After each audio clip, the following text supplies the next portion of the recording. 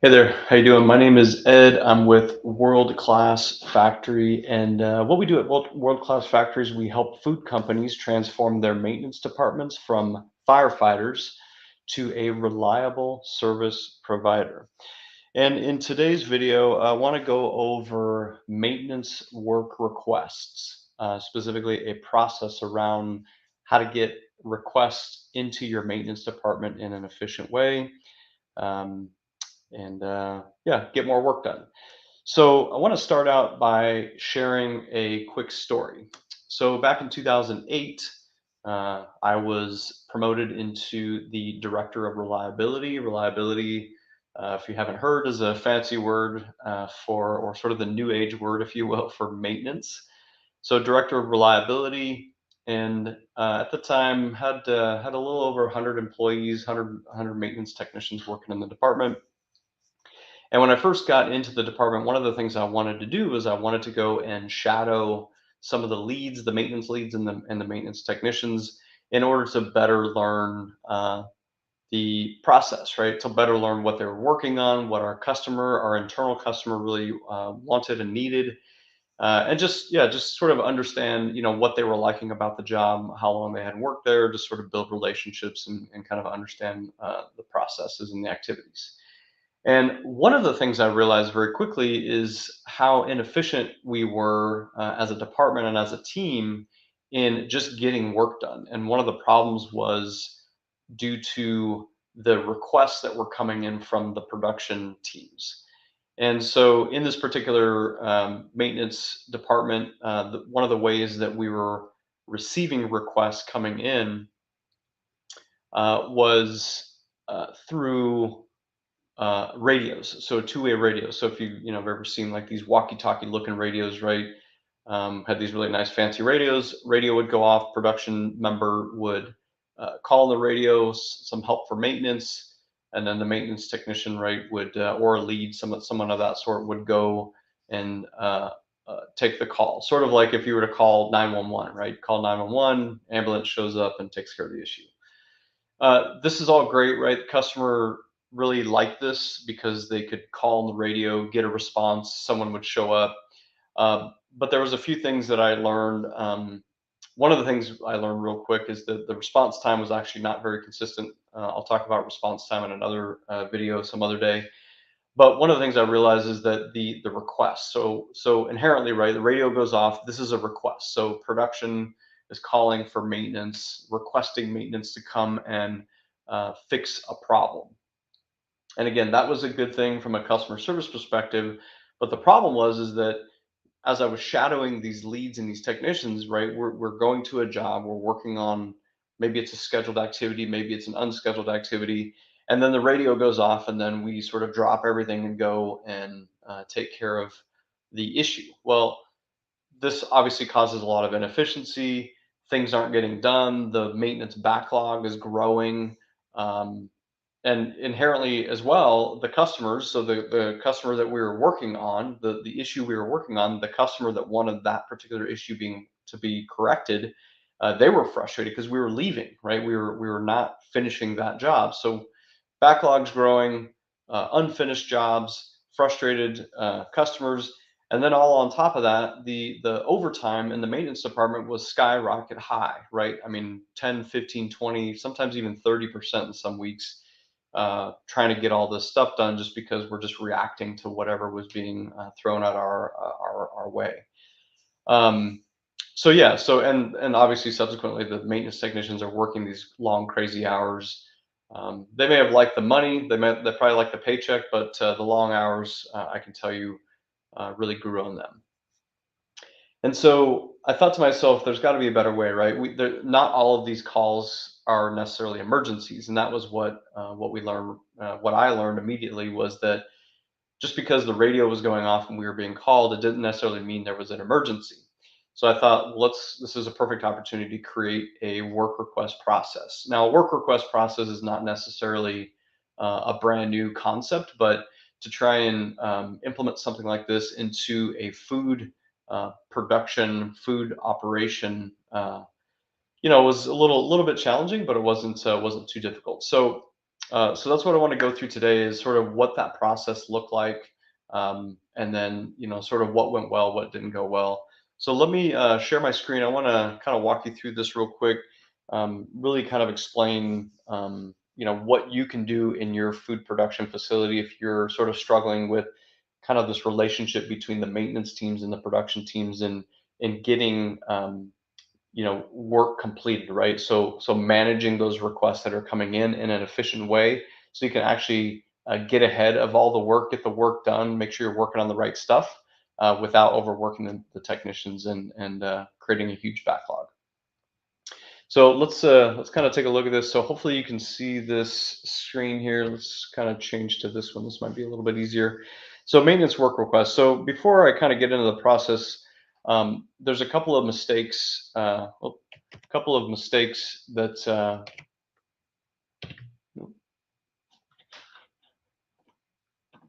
right. Let's fix this real quick. Sorry about that. Little technical difficulty. Okay. So a couple of mistakes. The first one is there's actually no agreed upon process, and this would be between the maintenance team itself, how they're actually going to manage requests and take in requests, and then obviously do the planning and scheduling to get the work done later. But then on the other side, the customer end, right? There's no agreed upon process between the maintenance teams and the internal customer, in this case, the production teams. The second thing is that we're treating all of the calls, all of the incoming requests the same, meaning the priorities are all the same. Sort of it's, get it done now or get it done as soon as you can, right? And then the third thing is not planning for the what ifs. And what I mean by this is once you create a process and you have an agreed upon process between the maintenance teams and the production teams, there will be what if scenarios that pop up, right? And I'll kind of walk through a couple of examples on what that might look like. So it's really just preparing for the unknown in the process. Okay, so let's take a look at a typical sort of typical what I would call an event. All right. So let's take a look at my notes here. So let's just say, and I'll use the color red. So let's just say this little star, it represents the issue.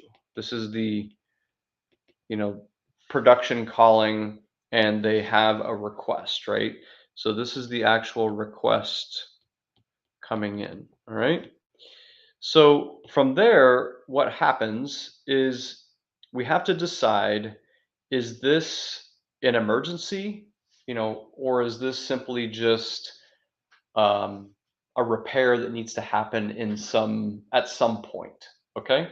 And what we did and what we teach our clients is we coined the term DIN or DIN. A DIN is an acronym which is do it now. Okay.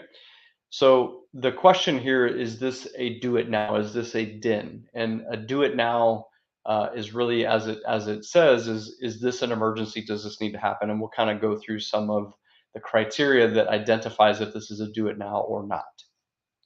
So again, is this a do it now or not? If the answer is no, well then we're going to submit a request with a specific priority that has been identified and agreed upon with a set piece of criteria, which I'll go through in a moment. If it is a DIN, so if this is truly an emergency and it needs to be corrected because of a safety issue, a productivity issue, quality issue, or some sort of cost related issue, then we're going to contact the maintenance team. Okay. Now in this here, and again, so there's an issue on the floor, and we need to identify if this is a DIN or not. If it's not a DIN, then we're going to go through the maintenance request. So this is all coming from the production side. By the way, I forgot to mention, this workbook here is available if you want to copy this workbook. If you're watching this either on YouTube or LinkedIn or inside my Facebook group, just go ahead and type in the word request. So REQUEST, and I'll send you a copy of this. If you're watching this on my website, there'll be a button down at the bottom. You can just click download now, and we'll send you a copy of this workbook. So yeah, so kind of back into this process. So issue comes in, the production individual is going to identify, is this a true do it now or not? If it is not, we're going to submit a request. If it is, then we're going to contact maintenance. Now on the maintenance side, there's going to be a couple of things here. We want to identify um, the what I would call um, the DIN role for the shift. Okay, so this is like the person or people that will be identified as okay, they're going to go do it now. Typically, it might be a lead person, right? Where a lead person might show up to the call and work with the production person to identify, um, what is the actual issue and how are we going to correct it immediately. Um, and then the other thing is you want to make sure that there is sort of a backup, right? So there's some backups. So again, this kind of gets into the what if scenarios, but you want to have kind of a level one support, level two, level three, again, depending on how many team members you have on each shift and how big of a facility you have. But this is where there should be a standard on who gets called on each shift and not just a blast of anyone in maintenance, please come help me, right? So once we contact maintenance, then maintenance is gonna show up, um, and they're going to correct the issue, hopefully, right? Now the issue could be corrected, um, or it should be corrected together. So what I mean by this is the production folks and the maintenance folks need to be there at the line. If it's true emergency, then everyone needs to be there working on the issue together. The other thing is that uh, this may need to be what I call a short-term countermeasure. So in some cases, if it's true emergency, whether it's safety, productivity, um, quality, or cost related, then sometimes a short-term countermeasure may need to be put in place. And then finally, once the issue is actually corrected, then the last thing we're going to do is we're actually going to document um, on what we call a DIN ticket. And I'll show you an example what that looks like. This is actually a ticket. So if you think of like kind of the old-fashioned sales orders, right? Or maybe when you go into a restaurant and the waiter or waitress is writing down. A lot of times they're just using paper now, but in some places you've seen these carbon copy things where they're writing down the order, and then there's a white copy, a yellow copy, pink copy, whatever, that are being distributed in different places. Uh, when I was in this reliability role in the very very beginning, I actually had a lot of these books created, and the reason was I wanted to be able to track what was actually happening so I can capture some data. Um, Over time, we phased those ticket books out, but in the short term, it was a very useful tool in order to actually uh, kind of just document what's happening. So that's what we mean by documenting on the DEN ticket, and I'll kind of show what that could look like for you. Um, so that's the actual process. So this is very, very simple process. Again, emergency call comes in. We're identifying through a prioritization matrix, which I'll show in a second, is an emergency or not. If it's not, it needs to go through just a standard work request process, which then goes into the maintenance department. The job gets planned, it gets scheduled, and then a technician will come back out at a later date and actually get that job done. If it is a DIN, if it is an emergency, then we're actually going to go through our, calling a maintenance. Maintenance and production are going to stick there together and correct the issue. May need to be a short-term countermeasure issue. There actually may need to be a corrective, right? Some follow-up, which goes back into the maintenance planning and scheduling function in order to then come back later and correct the issue permanently. And then we're going to document the process. So let's talk real quick about the actual priorities itself. So I talked about this. So again, if it's an emergency, um, then we're going to work on it right away. And I'll kind of go through how we actually determine this. And this is something that you can use in your food production facility with the production people. And obviously the maintenance team as well need to understand this. But everyone needs to be clear on what what the actual priority of the issue is. So if you look here in the very top part, so if I kind of let me highlight this for you right here. I'll use a different color so it's easier to see. So if you look up here, this is the generic kind of, what we're talking about here, right? So if we're going to have a priority for a particular request that comes in, right? So when production calls and says, "Hey, maintenance, I have a problem, come help," there's going to be a level of priority. The priority is going to be based on the completion timing. So does it need to happen immediately, or could it go out as far as 6 months? And then the criteria. This is kind of what I'm talking about here. So we're going to be looking at safety, right? The question is basically, is there an injury risk and or a compliance issue, right? This is kind of the question that we're asking ourselves. The next one is productivity. What is the probability and likelihood of downtime, right? Quality. What is the probability and likelihood of product quality issues? And then finally, cost. So the probability and likelihood of cost and or yield loss, depending on what kind of operation you have running. And then finally, on the far right here, we're saying on the planning and scheduling, um, I don't know why this keeps doing this. I apologize. Okay, there we go. So on the planning and scheduling, determine how much planning to do and when to take the equipment down to perform the repair. So again, what is the timing, or are we going to do it immediately, or are we going to do it later? So this is a typical work priority sort of list that you would create. And again, if you want a copy of this workbook, just type in the word request below if you're watching this on YouTube, LinkedIn, or Facebook. If you're on my website, you can just click on the button and download this directly, and we'll send it right away to you. So again, on the priority for a level 1 emergency, you'll notice there's level 1 emergency and level 1.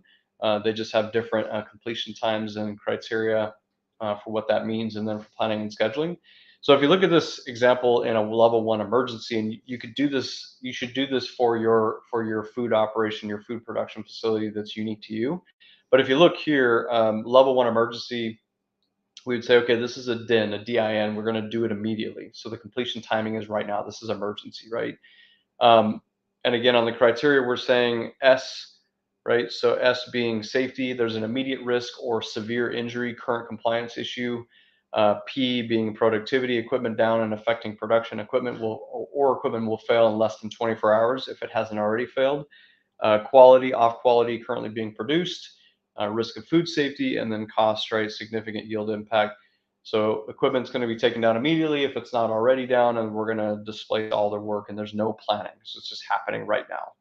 So you would actually go through this for each of the different levels, right? And you see here that the timing is going to be different, the criteria is going to be different, and the planning and scheduling is going to be different. And so what this is actually going to help you do is going to take all of the work that has to happen, all those requests that are going to have to happen, and it's going to help both the production teams and the maintenance teams agree on a priority, and then when the work is going to be planned and scheduled.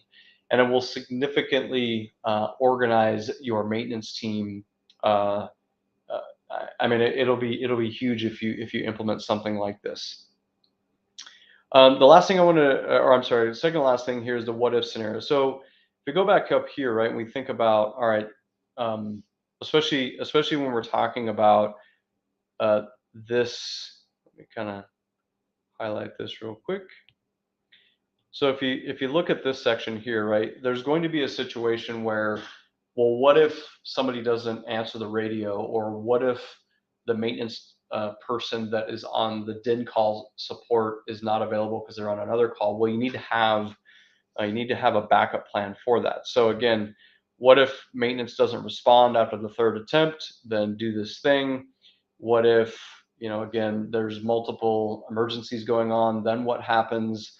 So on and so forth. So you'd sit here and you kind of brainstorm your what if scenarios, and then how are you going to plan for that what if scenario? This is actually planning for the unplanned event, if you will. All right. So it's very, very important to do this part. The last thing here is I just want to show you an example of what an actual DIN ticket or DIN job ticket looks like. Again, I talked about we use these early on in the process in order to capture information, and then really would help us problem solve. So again, this is something a lot of clients have worked with us. We actually have these made for them. The little books, they're usually books that have 40 to 50, maybe up to 100 tickets in them. hand them out, use them for a while, maybe for 3 to 6 months, just to kind of get a process in place. Over time, you can actually turn this into a digital form. I've actually got a couple of clients now working through some using some technology with some apps and things like that to actually help them with this. But in the short term, we use these tickets because it's a very simple way to capture the information, and you don't have to overthink it, right? And so the idea here is that when the production person calls, the DIN responder, the responder shows up. They're going to look at the situation. If it's an actual emergency, then they're going to document, what is the date, call time, arrive time, finish time, the total downtime of the event. The downtime class in this example, production technical no agreement. The reason this was put on here in this particular example was there was a lot of a big communication breakdown, a lot of conflict that was generated between the production teams and the maintenance teams because they could never agree on why the downtime event occurred, and so we were trying to diffuse that conflict a little bit by capturing the actual issue. This was something unique for this particular situation, but just wanted to kind of explain what that downtime class meant.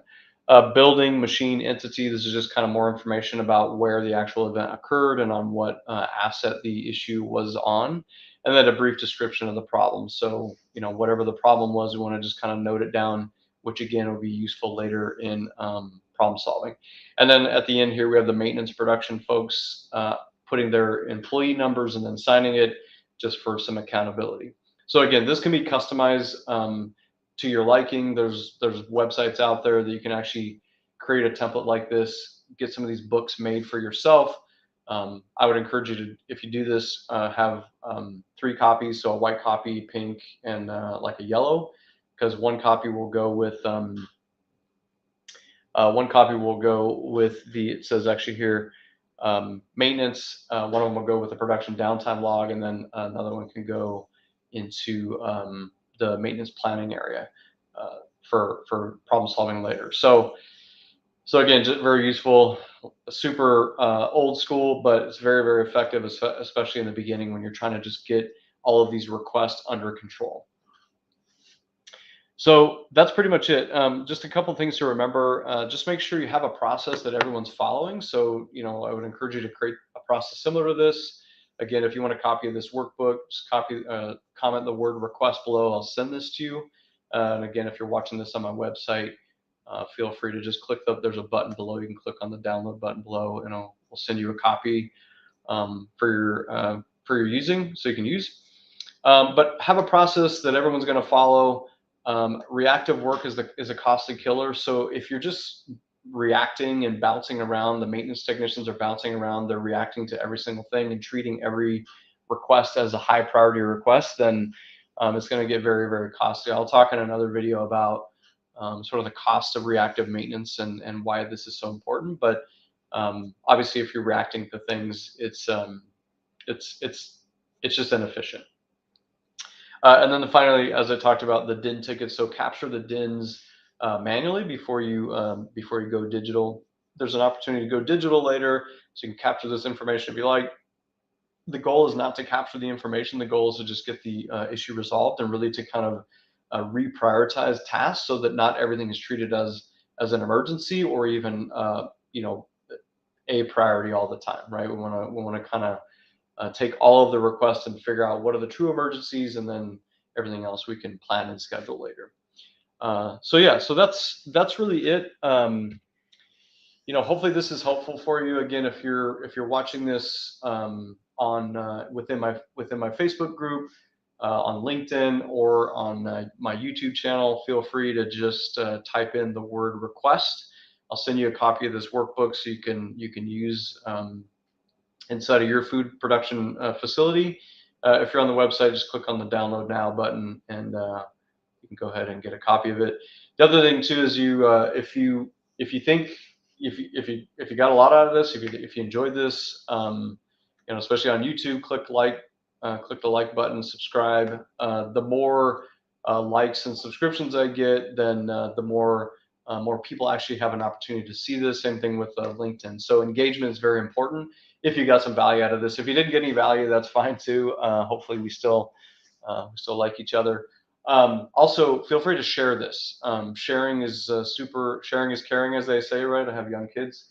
I would say sharing is caring, but share this with anyone else that you think this might be helpful to, whether it's in your own organization. Maybe you have some people in your network who might this might be valuable to. I would be super grateful because again, more engagement, more sharing, the more this goes out, the more people that I can hopefully help.